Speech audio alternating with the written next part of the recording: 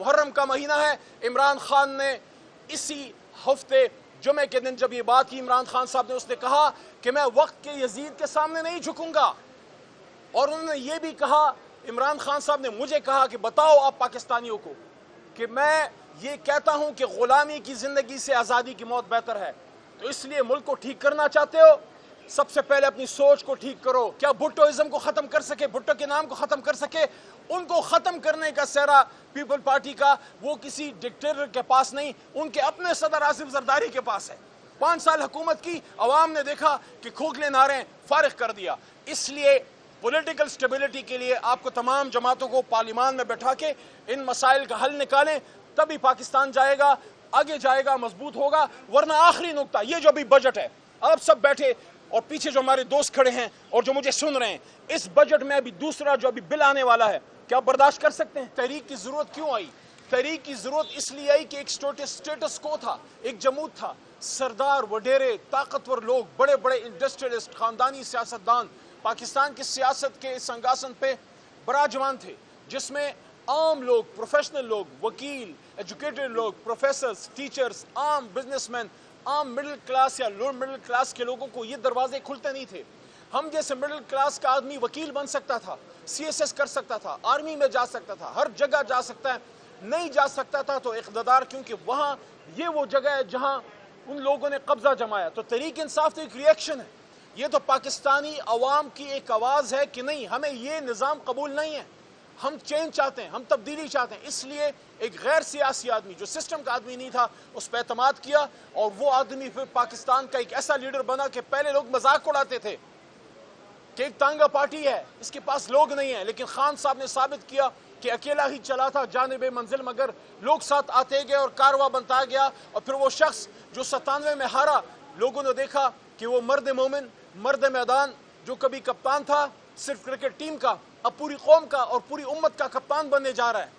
اس راستے پہ کہ جس پہ حضور صلی اللہ علیہ وآلہ وسلم جس کے سپاس سالار اعظم ہیں. اور عمران خان نے ہمیشہ یہ بات کی کہ اگر آپ ترقی چاہتے ہیں، اگر آپ صحیح معنوں میں اپنا عروج چاہتے ہیں، تو آپ کو حضور صلی اللہ علیہ وآلہ وسلم کے نقش قدم پہ جانا ہوگا. تو 97 میں ہارا ہوا شخص، ایک وقت ایسا آیا کہ ملک کا وزیر اعظم بنا، اس بلڈنگ میں بیٹھا. کشمیر میں ہمارا وزیر اعظم، گلگت بلتستان میں ہمارا وزیر اعلیٰ، خیبر پختونخوا میں ہمارا وزیر اعلیٰ، پنجاب میں ہمارا وزیر اعلیٰ صدر تحریک انصاف کا، اور سندھ میں اپوزیشن لیڈر بھی ہمارا، اور بلوچستان میں وزیر اعلیٰ ہمارا، ہماری حکومت. کیوں کیا گیا؟ کیوں کیا گیا اس عوامی تحریک کے ساتھ؟ یہ کیوں کیا گیا؟ یہ تو عوام پاکستان نے اپنے بچاؤ کے لیے تحریک انصاف کے اس آنگن میں پناہ لی تھی. آپ نے جو 9 اپریل کی رات ہمارے ساتھ کیا، یہ ہمارے ساتھ نہیں تھا. میں اگر اکیلا ادھر کھڑا تھا، میں اس لیے نہیں کھڑا تھا کہ میں نے کوئی پوائنٹ پروف کرنا تھا، میں اس لیے کھڑا تھا کہ اس 25 کروڑ کا نمائندہ عمران خان ڈائری لے کے جب وہ گھر گئے ہیں، تو عمران خان کا موقف اس ایوان میں آنا چاہیے. کیوں پاکستان کی ایک جنرل پولیٹیکل موومنٹ کو امریکی ایما پہ فارغ کیا گیا؟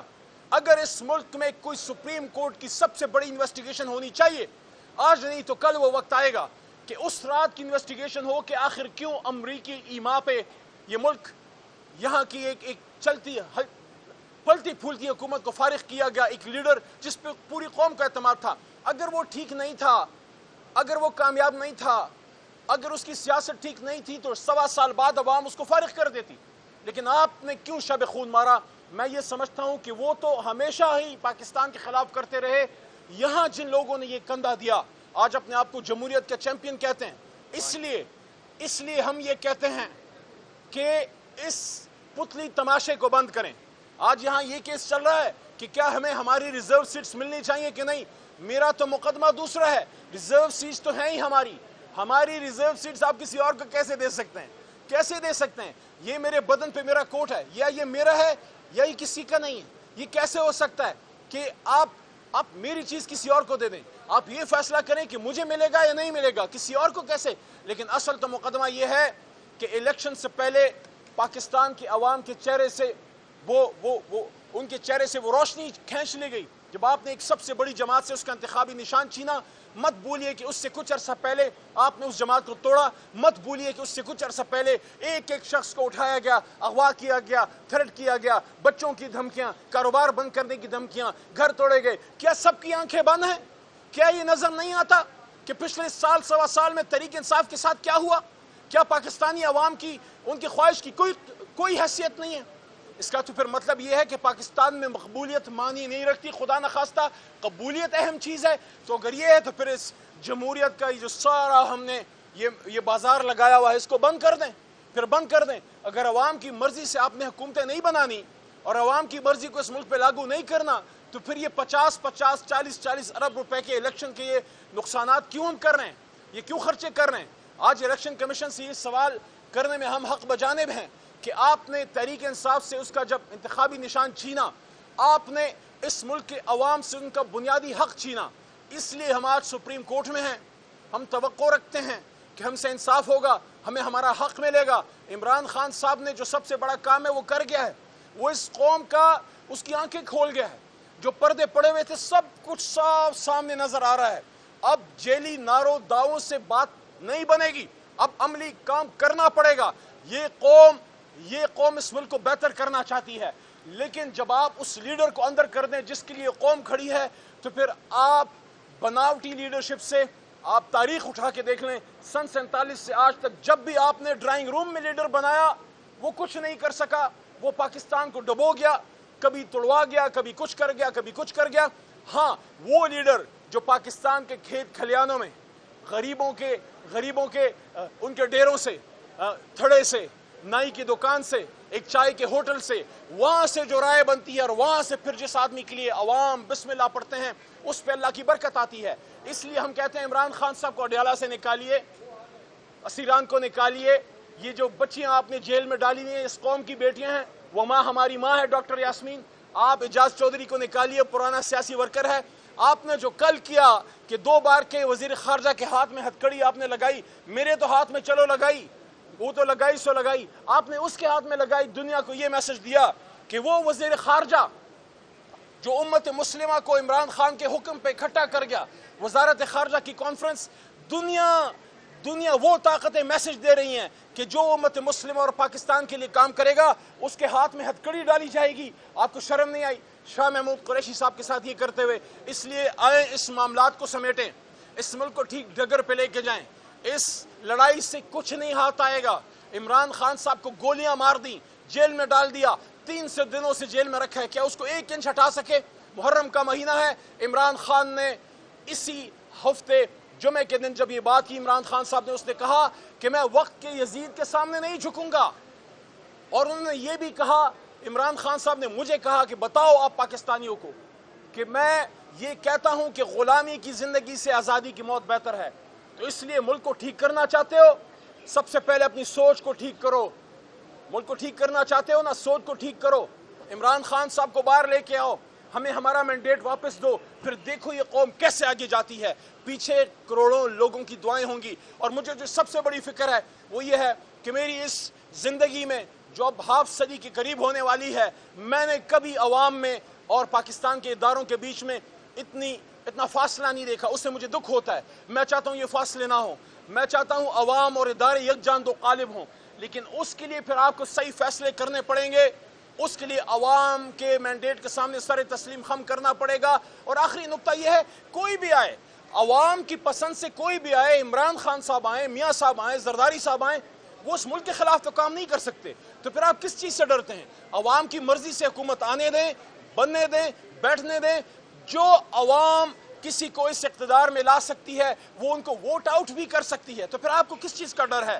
آئیں اس ملک کو بچائیں، ان نفرتوں کو مٹائیں، عمران خان صاحب کو باہر لے کے آئیں، اور یہ جو ریزرو سیٹس ہیں، خدا را ہمارا تو کلچر بھی یہ ہے کہ خواتین کے سر پہ، بچیوں کے سر پہ دوپٹہ رکھا جاتا ہے، ان کو زیادہ خیال کیا جاتا ہے۔ آپ اس پہ مقدمہ ہو رہا ہے کہ کیا خواتین کو ان کا حق دیا جائے یا نہیں۔ دیکھیں، نون لیگ کو ان کا حق مل چکا، پیپل پارٹی کو مل چکا، جمعیت کو مل چکا، तमाम जमातों को मिल चुका, अब हक हमारा है। आप हमारा हक, हमारी बच्चियों बेटियों का, खवातीन और माइनॉरिटीज़ का हक उनको कैसे दे सकते हैं? जब इंसाफ पे बात नहीं होगी तो फिर अफरा तफरी फैलती है, फिर लोगों को मौका मिलता है तोड़ का। इस वक्त अगर आप मुल्क को मजबूत करना चाहते हो, ये लाल माली मेरे साथ खड़ा है, ये सिंध से इमरान खान साहब का सिपाही है, ये खड़ा है, ये मुसीबतें बर्दाश्त कर रहा है, ये सिंध में देख रहा है जो उसके साथ हो रहा है। मेरा नुक्ता ये है कि अगर आप चाहते हो इन्वेस्टमेंट इस मुल्क में आए, अगर आप चाहते हो इस मुल्क में खुशहाली आए, अगर आप चाहते हो यहाँ लॉ एंड ऑर्डर मजबूत हो, पॉलिटिकल स्टेबिलिटी चाहिए। अगर पॉलिटिकल स्टेबिलिटी चाहिए तो आप मुझे बताएं, 2/3 अक्सरियत जिस जमात के पास है उसको फॉर्म 47 कवार करके आप क्या पॉलिटिकली आज तक किसी को फारिग किया जा सका? क्या मरहूम, क्या ज़िया साहब पीपल पार्टी ख़त्म कर सके? क्या भुट्टोइज्म को ख़त्म कर सके? भुट्टो के नाम को ख़त्म कर सके? उनको ख़त्म करने का सेहरा पीपल पार्टी का वो किसी डिक्टेटर के पास नहीं, उनके अपने सदर आसिफ जरदारी के पास है। 5 साल हुकूमत की, अवाम ने देखा कि खोखले नारे फारिग कर दिया। इसलिए पॉलिटिकल स्टेबिलिटी के लिए आपको तमाम जमातों को पार्लियामान में बैठा के इन मसाइल का हल निकालें, तभी पाकिस्तान जाएगा, आगे जाएगा, मजबूत होगा। वरना आखिरी नुकता, ये जो अभी बजट है, आप सब बैठे और पीछे जो हमारे दोस्त खड़े हैं और जो मुझे सुन रहे हैं, इस बजट में अभी दूसरा जो अभी बिल आने वाला है, क्या बर्दाश्त कर सकते हैं? ये महंगाई बर्दाश्त कर सकते हैं? ये बिजली के बिल बर्दाश्त कर सकते हैं? क्या ये मुल्क एक ला इलाहा इल्लल्लाह के नाम पे बना मुल्क, क्या ये IMF की डिक्टेशन के लिए बना था? क्या ये IMF की गुलामी के लिए बना था? देखिए इन लोगों को पता है, जो इन वजीर आजम हाउस में बड़ी बड़ी मर्सिडीजों में आके बैठते हैं और टिकटॉके बनाते हैं, लाहौर की भी बात कर रहा हूं, उनको ये पता है कि चाहे जितनी भी महंगाई कर दो, चाहे कुछ भी कर दो, चूंकि हम अवाम के वोट से नहीं आए, हमें क्या फर्क पड़ता है? अवाम अगली बार भी वोट ना दे, बस कहीं किसी को खुश कर लो, किसी ड्राइंग रूम में बैठ जाओ, किसी के सामने सर झुका दो, बाहर के आका अंदर के आका के सामने सर झुका दो। ये 25 करोड़ किस खाते में है? ये जिंदाबाद मुर्दाबाद के लिए है। इख्तिदार तो इनकी तरफ से नहीं, कहीं और से आता है। जब ये सोच पैदा हो जाए, जब ये सोच पैदा हो जाए कि अवाम के वोट से हुकूमतें नहीं बनती, बल्कि किसी की ताकत, किसी के अब्रू के इशारे से बनती हैं, फिर ऐसे ही बजट बनते हैं, फिर ऐसे ही महंगाई आती है, फिर ऐसे ही जुल्म के पहाड़ टूटे जाते हैं। हाँ, अवाम की ताकत से इमरान खान साहब जैसा लीडर अगर आए, या माजी में भुट्टो जैसा आदमी आया था, वो अवाम के मफाद के मंसूबे बनाता है, वो अपने खर्चे कम करता है, वो अपने मिनिस्टरों के खर्चे कम करता है, वो ऐसी पॉलिसी बनाता है कि घर घर लोगों को सहूलत मिले, गरीबों के सर पे हाथ रखा जाए। इसलिए आज ये मुकदमा सिर्फ रिजर्व सीट्स का ही नहीं है, वो तो है ही हमारा हक, वो तो है ही हमारा हक।